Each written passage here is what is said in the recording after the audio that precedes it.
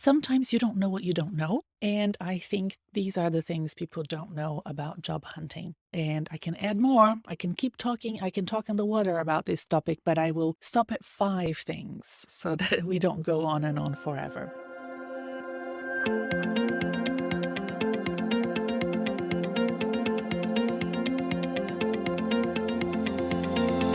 Hi, I'm Renata Bernardi, and this is the Job Hunting Podcast, where I interview experts and professionals and discuss issues that are important for job hunters and those who are working to advance their careers.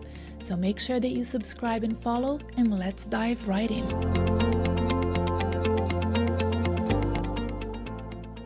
Welcome, everybody. Thank you for listening to the Job Hunting Podcast once again. I really appreciate you trusting my advice on all matters job hunting, career planning, professional development, executive coaching.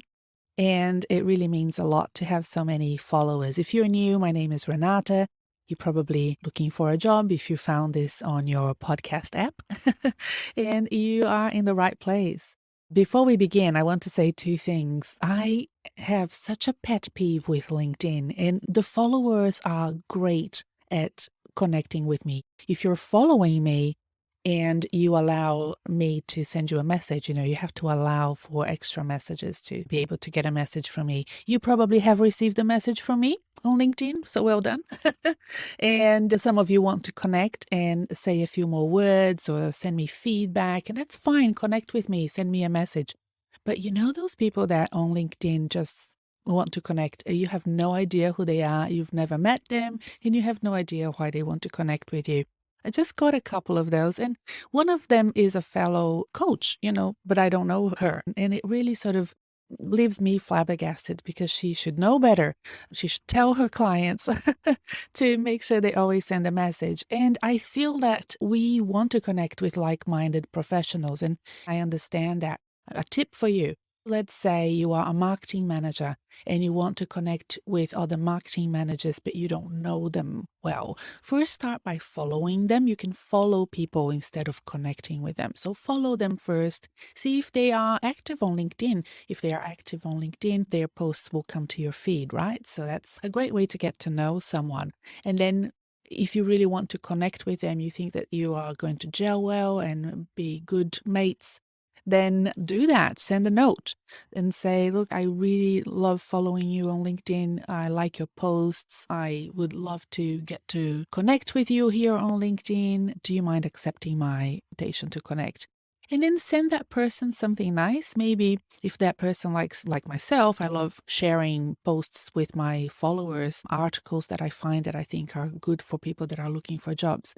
So send me something, send that person something. Look, I know you like data and marketing, and I just saw this article I wanted to share with you. Right? Why not? It's really funny. Like, you would never do something like that in person. You would never walk to a person in a meeting, hand your business card, and walk away. You would never do that. So don't do that on LinkedIn, okay? That's my tip for you. I love my followers on all my social media platforms. I am on LinkedIn, as I should be, of course. I mean, look at the title of this podcast, right? And I'm also on other platforms. Like, if you want to know a little bit about my life and what I do and eat and listen to every day, music and, everything, I'm on Instagram. I also have little short videos on TikTok. I'm just starting on TikTok. I was told I had to. What else? I am on Twitter. I like to read other people's tweets, especially journalists and politicians. It really informs my thinking about the world, and, it's just an important platform to be there. Sometimes I tweet. I tweet mostly what I add to other platforms about my coaching and my podcasts, of course. And I have a Facebook group. It's a great group. It has over 400 people now, and a Facebook page, of course. So, I'm everywhere. You can find me everywhere. Please, please follow me. So this episode is about the things no one tells you about job hunting. That's what this podcast is all about, isn't it? It's about informing you, educating you so that you can make the best career plans for yourself And I love sharing with you ideas, and I'm informed by the clients I serve, the people that give me feedback, the people that want to join the Facebook group and they have to answer 3 questions. And I love reading those answers because it tells me how people are feeling about the job market and what they're trying to do.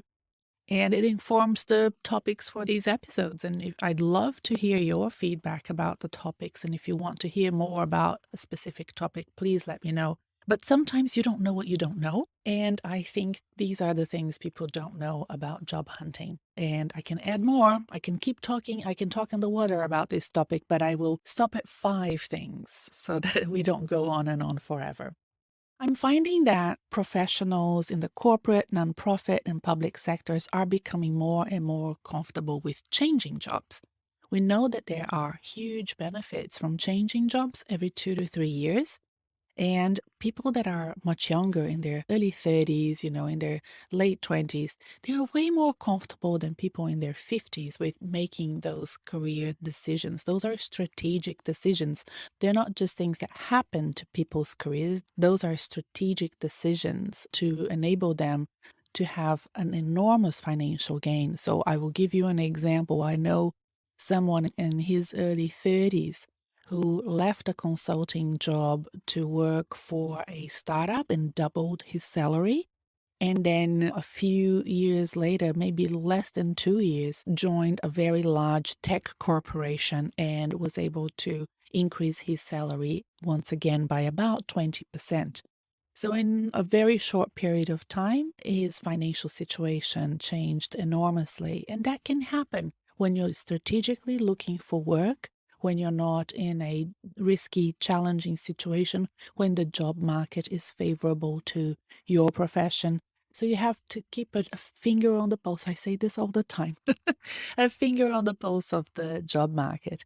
And not only there is a financial gain in changing jobs every now and then, it's very good for your professional development, for networking, for finding a culture that fits better for your style and the sort of purpose and values that you have.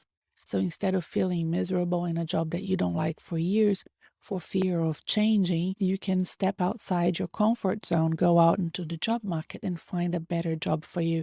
I have a client who has experienced that. She was feeling really miserable at her job, and it was a job that didn't fit her skills. She was undervalued, underpaid, and the culture was terrible. And she changed jobs, and all of a sudden, that person was a completely different person. She was so much happier. And that validation that comes externally is important. I know we need to love ourselves and feel confident and resilient, but going to work into a culture that doesn't fit you every day can be a very sort of soul crushing experience. So it's important for professionals to move jobs, especially when the environment is favorable. Like at the time of this recording, it's around May 2022, and it's not going to last forever, right? Like we have this misconception that because the job market is good now, that it will just keep on becoming better and better. It's not. Eventually, things will flatten out, and the supply and demand of job candidates and job positions will even out as it was pre-pandemic. So let's look at the 5 things no one tells you about job hunting so that you can prepare for them. If you are making plans to go to the job market, you would be able to address them, anticipate them, plan for them, and conquer your fears as well of going into the job market, knowing more about how to behave, prepare, and plan for it. So, number 1, if you're in the job market, you of course know that you need to sell yourself. You are the service and the product out there that will be acquired by another employer, right? And that's in itself a self-selecting proposition. Some people hate talking about themselves, selling themselves, and then they avoid going out into the job market like the plague. It's not for them. They don't like to sell themselves. How many times I have heard this from friends, colleagues, clients. But you have to sell your skills to an employer. How can an employer know how you can help if you're the right candidate, the right fit for that position that they are advertising? It's important to know that most professionals, as amazing as you are, as senior, as skilled and experienced as you are not an iPhone. What I mean by that is people are not going to be lining up at your door waiting to buy you. Like an iPhone is bought because people queue up, they go to an Apple store intending to buy it. They have already made a decision. Now, some employees and professionals out there who are in that situation, it's very, very rare. Most of the time, you need to sell your skills to an employer. They need to be sold, not bought. You can't just be an Apple store and wait for employers to want you. If your skill set is not iPhone-like, you need to have face-to-face interactions with people that have the decision-making power to hire you. It needs to be personalized. It has to be an intense contact of backwards and forwards of conversations. LinkedIn profile alone will not get you a job. It may attract people to come to your profile and get to know you, but then after that, there's work to be done. They will call you, they will email you, they will want to talk to you and interview you. So it's important for you to be ready. So many people, when they are looking for jobs, they come to me and they say, I need you to update my resume and my LinkedIn profile.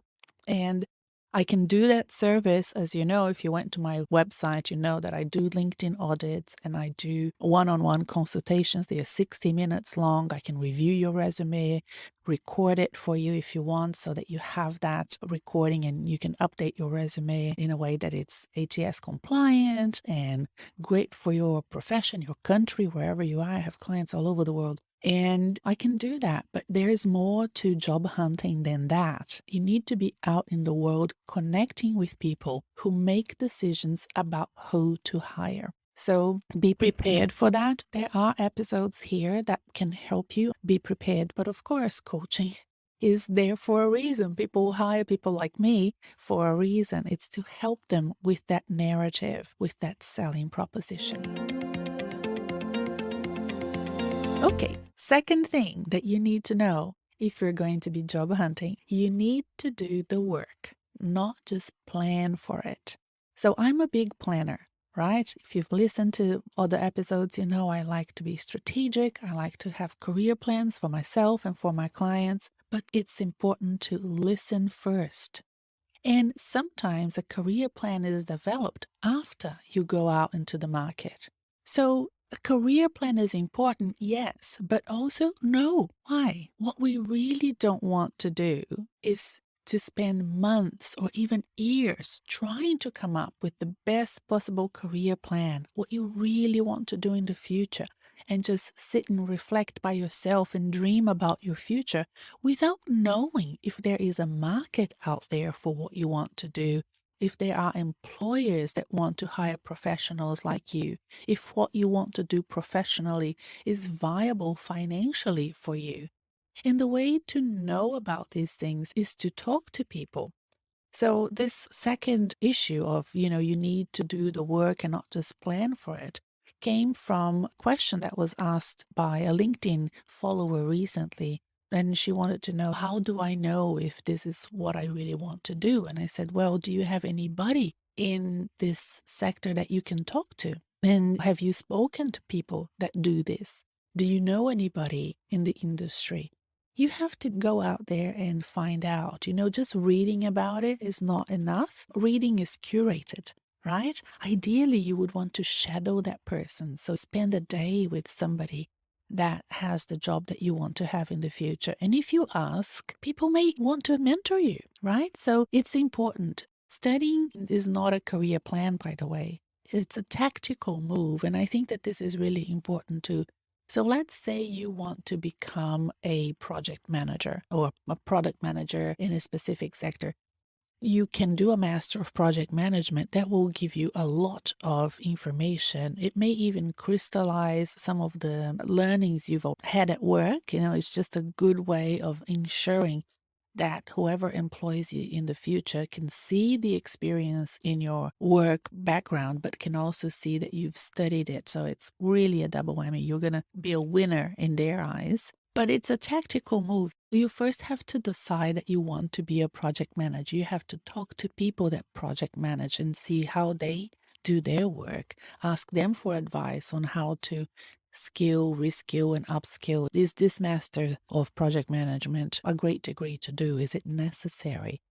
So knowing those things from the horse's mouth is ideal for you as you make your plans. A career plan is knowing where you're going. And as you move along the chosen path for you, then upgrade your plan along the way. So as you go out into the market with a minimal viable product of what your career will be like, remember to upgrade it. It doesn't have to be set in stone. It's important to review your plans for your future based on what's happening out there to you and how you're feeling emotionally and professionally about the path that you have chosen. You might want to change your mind.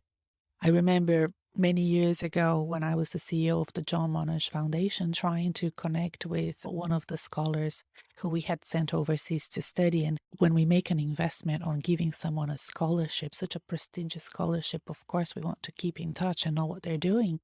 And I realized that she didn't want to connect with me because she was feeling embarrassed that she had changed her plans. So she had come to the selection process saying she wanted to do X. And then halfway through her studies, she decided to do Y. And that was a misconception from her side that we would only be offering her the scholarship based on what she told us she would do.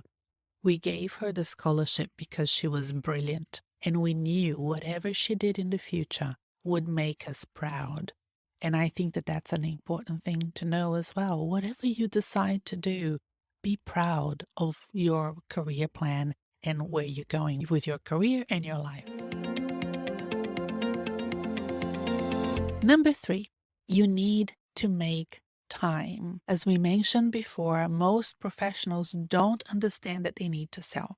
They don't understand that they're not an iPhone. People are not going to be lining up to hire them. They won't be bought. They need to be sold. So you have to make time to DIY your selling.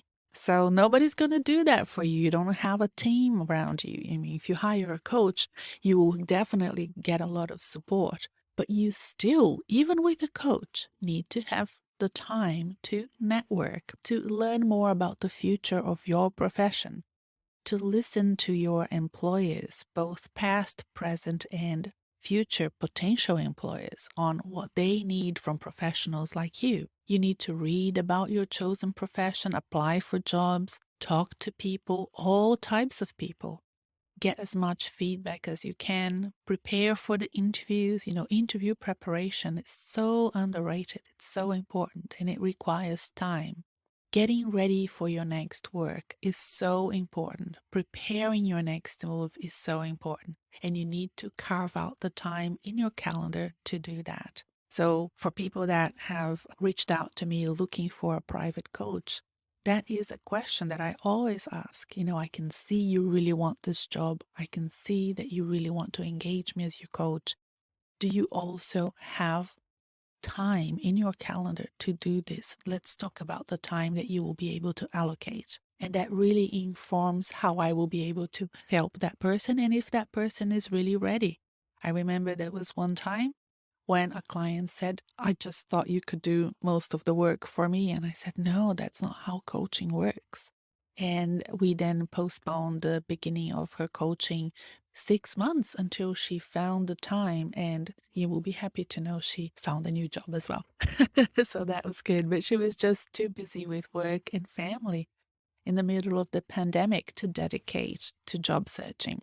So we had to postpone it until such time when she could carve out the time to invest in her career. Number 4, it's important to pitch and then plan. So you can see there's a consistent message here, right? I want you to be active out there looking for work. It's the thing about what comes first. Is it the chicken or the egg? It's the same with pitches. A lot of people focus a lot on perfecting their pitch, when in fact you can only perfect something once you start doing it. It's the same with everything. Riding a bike. surfing, playing tennis, the work that you do. You have to be out there doing the work to be better and better at it. Your elevator pitch, the pitch that helps you write your about section on LinkedIn, it helps you address that question that you get on job interviews. Tell me about yourself and why do you want this job? It's the same. It's not going to be perfect. It's going to be ready. Give the pitch a few times in different formats, see what works about it, what doesn't, change the pitch. Then you write your career plans and goals based on the information that you're getting from the job market, especially if you're actively looking for work in the next 6 to 12 months. You can really refine those plans once you're out there pitching. You can't perfect a pitch in isolation. You have to go to market with a MVP, a minimal viable pitch, and test it out and then redo it and redesign it. Okay. And number 5, you don't have to be all grown up and boring. Okay, remember that. I was rereading a book that I love by a marketer called Guy Kawasaki. He is a very well-known guru in marketing, and this book was for startups, and I was rereading it because I just like his ideas and advice. And I feel that people tend to lose themselves when they go for job interviews. They act all important and serious, when in fact, your employer or future employer may want your unconventional ideas. It's important to be thoughtful, to be spontaneous, to be vulnerable so that you can open up to the person in front of you and show your great ideas, your unconventional ideas. I have a client at the moment who is from a very commercial corporate background. She has amazing experience managing thousands of people and very large budgets, and she is going through a selection process for a much smaller organization. And it's important for her to adapt and bring that amazing knowledge to the table in a way that is thoughtful and is spontaneous, so that that employer can understand what she can do for them. They probably already know because she's at the tail end of the engagement process in the selection. And I think that she has been able to showcase that to them. But it's important to make the employer talk. It's important to allow them the space in the job interview, in the conversation, to explain to you what they're looking for. Most people can't do that in job interviews. They get really anxious about the fact that the employer is using too much space and talking for too long and that they won't be able to make the case. But it's important to let the employer talk because you don't know about them as much as they do, and they want to inform you. You don't know them that well. You don't know yet what you can offer them. And once you hear them, if you have a good ear and if you're listening attentive, if you're listening mindfully to what they're saying, you will be able to tailor your answers to address their concerns. So let the employer tell you about what they need. Listen and then explain how your skills can help them. Listen and then review your pitch. And then start planning your career and your goals, right? So this opportunity that we have between jobs or when we're looking for work can really inform your career, not just at this point in time, but long term as well. Understanding what's in people's minds, what they're really looking for in professionals like you, and make sure that you don't be all grown up and boring and serious and to the point and too vanilla in job interviews, but allow yourself to some vulnerability to show who you are and let them talk. I think that that's really important. Look, this is all for this episode. I hope you've enjoyed listening to it. It was very chit-chatty. I really wanted to share these ideas with you to help you in your job search. So a recap, you need to sell yourself. Number 1, you need to do the work, not just plan for it. Number 2, you need to make time to find the next job. Number 3, you need to pitch and then plan and not the other way around. That's number 4. And you don't have to be all grown up and boring. If you need the support of a coach to achieve those goals, get in touch with me. Check out my services on my website. It's renatabernardi.com, RENATABERNARDE.com. My services start at 219 Australian dollars. That's equivalent to approximately 150 US dollars at the time of this recording. At that level of investment, you can get a whole day of recordings from me with masterclasses that are designed to help you reset your career, plus a 31-day action plan, plus templates such as resume templates, cover letter templates, and a bunch of other important resources. It's called the Reset Your Career Workshop and Action Plan, which is available to you right now. As soon as you need it, it's there for you. Go check it out on my website, renatabernardi.com. All right, that's all for now, and thank you for listening until the end, and I'll see you next time. Bye.